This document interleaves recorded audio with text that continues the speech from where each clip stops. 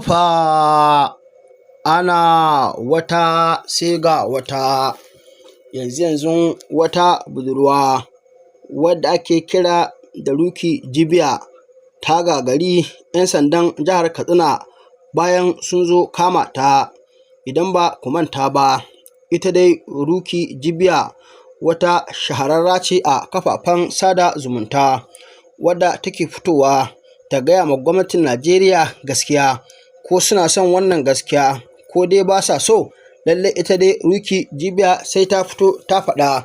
Idan ba ku manta ba, lallai a kwanakin baya 'yan sanda ɓangaren jihar Katsina sun kai ma Ruki Jibiya hari, inda ta ce lallai 'yan sanda sun kusa bankaɗe ta. A lokacin ma har wayanta na hannu ya faɗi, inda 'yan sanda suka bi ta kan wannan waya da a mota. Amma ita kanta Ruki Jibiya a wannan lokaci lallai ta ce fa da ƙyar ne ta samu ta tsira daga kamun 'yan sanda. Har ma wani babban lauya a Najeriya ya fito a wannan lokaci yana ma 'yan sanda barazana cewar lallai tsarin kundin mulkin Najeriya ya baka dama ka fito ka faɗi albarkacin bakinka idan ka ga ana yin wani abu ba daidai ba. Yana daga cikin da ya sa ita wannan budurwa mai suna Ruki Jibiya kenan ta fito ta faɗi albarkacin bakinta a wancan lokaci. Haka kuma a wannan lokaci shi ma ta fito ta faɗi albarkacin bakinta. To amma kuma wannan faɗar albarkacin baki lalle yana jama Ruki Jibiya matsala, amma kuma ta ƙi takura, inda take so lalle ita wannan budurwa su dinga gwabza rigima da gwamnati, ko dai ita ta kawo ƙarshen gwamnati ko kuma gwamnati ta kawo ƙarshenta. Domin ita rigima dai in an san farkonta, kamar yadda Hausawa suka ce lalle ba a san ƙarshenta ba. Kuma ko da wani lokaci Hausawa sun ce ɗan hakin da kare na lalle shi yake tsokane maka ido. Domin dai kowa ya ga abin da ke faruwa yanzu a ƙasar nan, rigiman da ake fama da ita irin na manoma da makiyaya, da kuma tsakanin wa'annan 'yan bindiga da talakawan gari, da kuma 'yan boko haramun da shi ma da talakawan gari, yanda ake gwabza wannan rigima shekaru 10 kenan har yanzu lalle ba a iya maganin wannan fitina ba. To ga kuma ita wannan budurwa wadda ake kira da Ruki Jibiya lalle tana so ita ma ta tada tarzoma a garin Katsina. Ana fama da wannan matsala na 'yan bindiga, za ta zo ta ƙara tada wata fitina ita kuma tsakaninta da gwamnati. Abin da zai baka mamaki shine ita dai wannan budurwa Ruki Jibiya lalle ta tsaya tsayin daka akan cewa sai ta gafa mutanen Katsina lalle an musu adalci. Wannan hare-hare da 'yan bindiga suke kaiwa gari suna kama mutane suna kashewa babu gaira babu dalili, ta ce lalle sai ta tabbatar da cewa wannan hare-hare an daina kai su, kuma a yankin Katsina gaba ɗaya an zauna lafiya. Idan ba ku manta ba, satin da ya gabata wasu 'yan bindiga suka kai hari inda masallata suna cikin sallah a garin Montau, inda suka kulle wannan masallaci suka banka musu wuta, wanda gaba ɗaya an ce wa'innan masallata a wannan lokaci ko mutum ɗaya bai fita ba. To wannan abu yana daga cikin abin da ya ɓata ma Ruki Jibiya rai, inda ta fito a wannan lokaci ta kira sunan gwamnan Katsina ta gaya mishi gaskiya. Lalle wannan mulki in har ya san ba zai iya yin shi ba, to kada ya tsaya ɓata ma kanshi lokaci, ya ɓata ma mutane lokaci, kwanda ya rizanin ya sauka daga wannan mulki. Idan ya so a sa sojoji su karɓi wannan gari su ci gaba da wannan mulki. To amma kuma ita wannan maganganu da ita wannan budurwa ta zo ta faɗa lalle ya ɓata ma 'yan sandan jihar Katsina rai, inda suka dinga fakon wannan budurwa tun a wancan lokaci. Lalle suna son su kama wannan budurwa, amma kuma ba su samu nasarar kama ta ba. Kamar ita yadda wannan budurwa take faɗa, ta ce lalle ta ɗan yi tafiya ne zuwa wani gari, to 'yan sanda da suka kawo samame gidansu maimakon su ganta sai ba su samu nasarar ganin ta ba, inda suka ga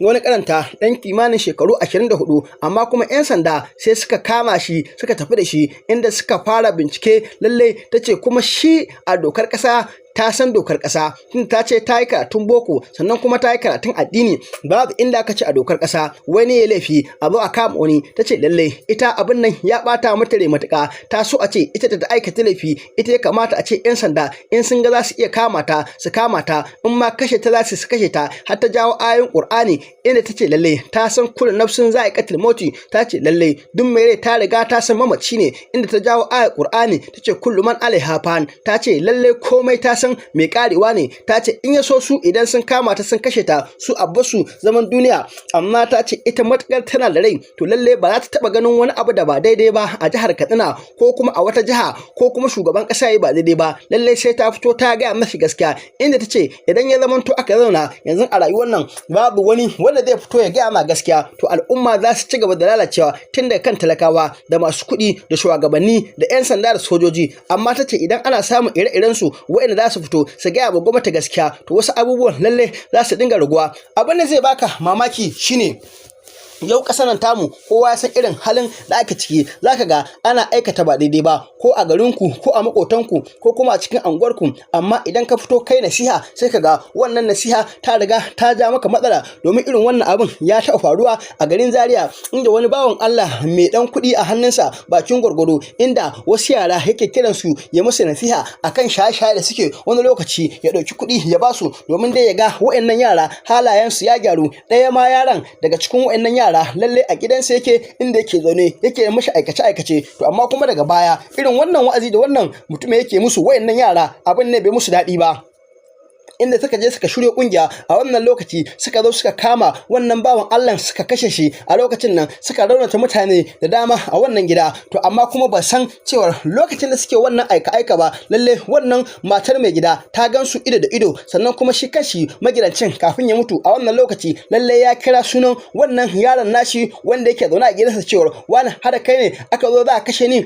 amma mai hukuncin da ya nuna masa sanayya ya kyale shi to bai fa kyale shi ba, inda suka ci gaba da dukan wannan magidanci a wannan lokaci har sai da suka tabbatar cewa baya motsi. Bayan sun kashe shi washe gari kuma shi wannan yana ganin cewa lalle asirin shi ya riga ya rufu, ba a gane cewa da shi ba, har ma aka yi komai da komai, inda aka ɗauki wannan bawan Allah baccin an je an kai shi makabarta, inda shi kanshi wannan yaron nashi wanda ya ci amanarsa ya haɗa baki da wayancan 'yan daba suka kashe wannan magidanci, an je an kai shi kabari domin abin da gawansa a ƙarshe, tunda mutanen gari suka ji wannan labarin ga abin da ya faru cewa wannan yaron nashi shine ya ci amanarsa, inda mutanen gari a wannan lokaci suka kungiya suka bi wancan bawan Allah a makabarta take yanke a lalle a nan suka kashe shi suka kona gawarsa, sannan kuma suka binne ta a kabarin da za a binne wannan bawan Allah. A ƙarshe dai shi wannan bawan Allah sai dai aka sa shi a wani kabari, to shi sa ko da wani lokaci kake gani lalle kamar yadda malamai kan ce lalle duk irin karatun da ka samu lalle za a iya tunatar maka, za a yi ma tunatarwa, domin shi tunatarwa a addinin musulunci lalle ba laifi bane ba, kuma sannan a dokan kasa ba laifi bane ba. Ita kuma Ruki Kibiya tana ganin cewa lalle irin wa'annan abubuwan da take fitowa take faɗa a kafafen sada zumunta lalle tana tunatar da wa'annan shugabanni ne, inda tace kuma lalle ita tana matukar kaunan gwamnan Katsina ne, ba ta san lalle idan ya mutu ta huta. Shi yasa ko da wani lokaci takan fito ta gaya mashi gaskiya, domin ta san cewa shi faɗan gaskiya lalle ba laifi bane ba, amma sai dai kuma Hausa sun ce lalle ita gaskiya ɗaci gare ta. Yau sai kaga mutum wani lokaci gashi ya san abin da yake ba daidai ne ba, amma idan ka fito ka gaya mashi sai kaga cibi ya zama ƙari, domin irin waɗannan 'yan mata masu kokari a kafafen sada zumunta lalle akwai su da dama a arewacin Najeriya. To amma kuma wani lokaci za ka ga sojoji ko 'yan sanda ko kuma gwamnonin jihohi ko shugaban ƙasa suna ƙoƙarin su durƙufe su, domin menene? Akwai wata wadda ake kira da Hamdiya Sidi Sharifai, ita kuma ƴar jihar Sokoto ce, wanda a wancan lokaci lalle da har-haren 'yan bindiga suka yawa aka dinga kama mutane ana kashewa babu gaira babu dalili. Ita ma haka Hamdiya Sidi Sharifai a wannan lokaci ta fito ta kira sunan gwamnan Sokoto, ta kira shugaban 'yan sanda, ta kira shugaban sojoji, ta ce lallai su yi kokari a ƙasar nan su samar da tsaro. Yankin su ana kama mutane ana kashewa, mata ana yi musu fyaɗe, mazaje ana musu yankan rago. To amma wannan gaskiya a wancan lokaci da Hamdiya Sidi Sharifai ita ma ta zo ta faɗa, a ƙarshe sai cibi ya zama mata ƙari, inda sanadiyar haka 'yan sanda a lokacin ita ma suka zo suka kama ta suka ja ta a ƙasa yadda kasan ana jan kare, suka ɗauke ta suka watsa a cikin mota yadda kasan an watsa shara, haka suka je suka kulle ta yadda kasan sun kamo kasur gumin ɗan bindiga. Yarinyar nan suka yi mata dukan da ake wa kare, amma yarinyar nan akai a wannan lokaci yan sanda su bada belinta suka ce lalle ba su bada belinta ba, kai ka dauka lalle ta kashe jama'a ne ko kuma ta je ta yi wani abin da ba daidai ba. Alhalin ita ma gaskiya ne kawai ta fito ta gaya ma gwamnati dalilin da yasa aka yi mata wannan wulakanci. Sanadiyar haka ita yanzu haka wannan yarinya da yake ita talaka ce wata ba ta da karfi ba kuma wanda zai tsaya mata 100%, a ƙarshe ma yanzu an hana ta ta fito kafafen sada zumunta a matsayinta na 'yar ƙasa ta faɗi ra'ayinta. Idan ta ga inda ake ba daidai ba ta faɗa, in kuma ta ga inda aka yi daidai lalle ta yaba ma gwamnati. To yanzu kwata-kwata an hana ta fitowa kafafen sada zumunta, wanda yanzu da fara shari'a Hamdiya Sidi Sharifai da gwamnan Sokoto yanzu an kwashe shekaru 2 da wani abu kenan ana ta gwamnati shari'a tsakanin gwamnan Sokoto tare da wannan budurwa Hamdiya Sidi Sharifai, wanda kuma kowa ya san wannan abin da gwamnan Sokoto lalle abin kunya ne babba, kuma dole idan ya hana Hamdiya Sidi Sharifai ta fito ta yi magana, to dole mu kuma fito mu magana mu gaya mashi gaskiya. Sai dai idan dukkan mu za a sa a kama ma ɗaure mu in ya so shikenan sai a bashi kamar yadda ita wannan Ruki Jibe ta faɗa cewa ya zauna ya gadin duniya, tunda lalle duniya gidan ubansa ne. Duk wanda ka ganshi yau a rayuwa ko a gaya ma gaskiya ko ba a gaya ma gaskiya ba, dole watan wata rana kamar yadda da babu kai daga bayan aka same ka, to dole watan wata rana a waye gari lalle ka riga ka kare. To kwanda ma ka yadda da gaskiya tun kafin guri ya kure maka. Yanzu ku duba ku gani shugaban ƙasar Najeriya Muhammadu Buhari duka yanzu shekara 1 da ta wuce baya a yana da rai, amma yanzu an waye gari shi ma ya mutu. Ko kuna ganin lokacin da yake mulki shi ma kwata-kwata duk wanda zai fito ya yunkuri ya gaya mashi gaskiya zaka ga kwata-kwata bai yarda da gaskiya ba. Kuma kafin ya mutu bayan Bola Ahmed Tinubu nan ya karɓi mulki, kuna ganin ƙarin kuɗin man fetur aka yi a wannan lokaci. Muhammadu Buhari shi ma ya fito ya dinga muna cewa ya ji daɗi da ƙara kuɗin wannan man fetur, ganin cewa lalle talakawa an musu an musu wulaƙanci su abin bai musu daɗi ba. Amma Muhammadu Buhari a wannan lokaci ya fito yana cewa lalle sai ya ji daɗin haka. To yana daga cikin sanadiyar da yasa shi ma da ya mutu talakawa suka fito suka dinga muna a ƙasar nan cewa lalle sun ji daɗin rasuwarsa, tunda shi kwata-kwata baya tare da su, amma kuma zo ya yi amfani da sunan talakawa ya karɓi mulkin ƙasar nan inda shekara 8 yana zalunta talakawa, sannan kuma da Tinubu ya hau shi ma yana zalunta talakawa. Haka kuma ya zo yana jin daɗin sa. Dan Allah dan Annabi, idan yau ne farkon zuwa ka wani tasha tamu, ka danna mana alamar subscribe, ka danna mana alamar ƙararrawa, ka share din bidiyon nan kai lakin. Muna godiya sosai ga cikakkun bidiyoyin dan ku kalla. Assalamu alaikum warahmatullahi wabarakatuh. Kamar yadda kuka sani kwanakin baya ina ga kaman sati 2 kenan lokacin da aka yi wannan kashe-kashen na gidan Mantau, kun san cewa na yi wani bidiyo wanda na kira sunan gwamna Dukka Umar Radda, na ce ya ji tsoron Allah kuma sannan ya yi abin da ya kamata su daina kwaskwarima akan harkar tsaro a Katsina. So bayan na yi wannan bidiyo din, 'yan sanda suka kira ni suka gayyace ni a wannan police headquarters, aka ce mun in zo anti-kidnapping unit. A lokacin nan na ce musu zan zo idan na samu lokaci. A lokacin bana gari kuma sannan na zo bani da lafiya, ban je ba, ban ansa su ba har yanzu. To sai yau sai na dawo. Da na dawo Katsina yau,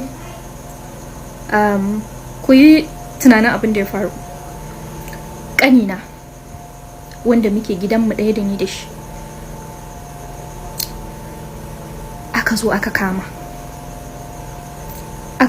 shi, aka tafi da shi, aka yi detaining din shi wajen awa 12 ana tambayan shi a kaina, ina nake, ina za su same ni, me nake yi, rayuwana, yarana, komai. Yaron nan shekaran shi 24, makaranta yake yi. Ban san inda laifin wani yake shafan wani ba.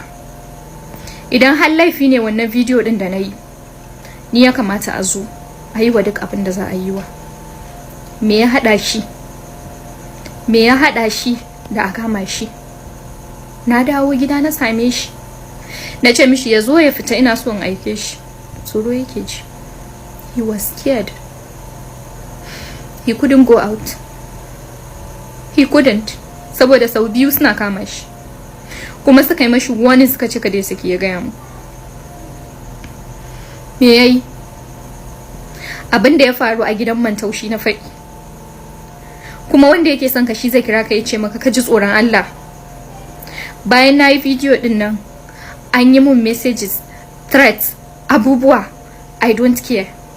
Because conscience ina ne. Abin da ya faru a garin nan ne, abin da ya faru da mutanen nan ne, ba na son in ga ya ƙara faruwa da kowa. Amma ƙanina me yayi? Me ƙanina yayi? Abin ya tashi daga kaina, abin ya koma kan ƙanina.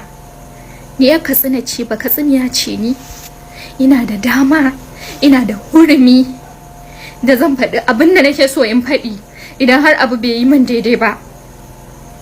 Dan me ƙanina yayi? Me yayi? Me ya kai zancen yara na, me ya kai zancen rayuwata a ciki? Ni da nayi muku kumin, in har kuna ganin cewa abin da na faɗi in kuna tunanin cewa a nan duniyar zamu dawwama wani abu ne ya kamata ku yi mawa, saboda ni ne muku, kuma ni dama can na riga da na cire raina, because na riga na yi tawakkal, na san cewa duk lokacin da Allah ya ga dama ɗaukar rayuwata zai ɗauka, saboda aro ya bani rayuwata. Saboda haka wani hargagin ku, wani abubuwan ku bana jin tsoron shi. Amma me kani na yayi, me yayi abinda ba zan lamunta bane. Duk abinda kuka ga cewa za ku yi min, amma banda kanina a ciki, banda kuma yan uwana, banda yayana. Wannan is a no-go area. No, ni naga zan dauki wannan line, ni naga zan iya. In har kuna ganin cewa za a bar ku gadin duniya ne, ku tsaya ku tsare duniya.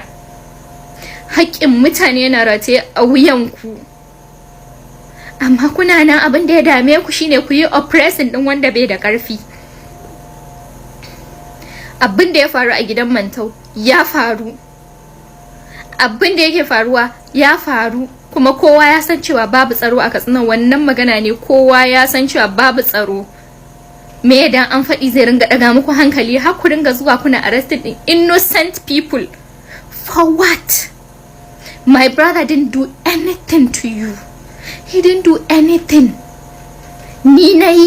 I made that video. If you have any problem with that video, I am supposed to bear the consequence of that video, not my brother. Not my brother. Wannan irin abu ne wannan?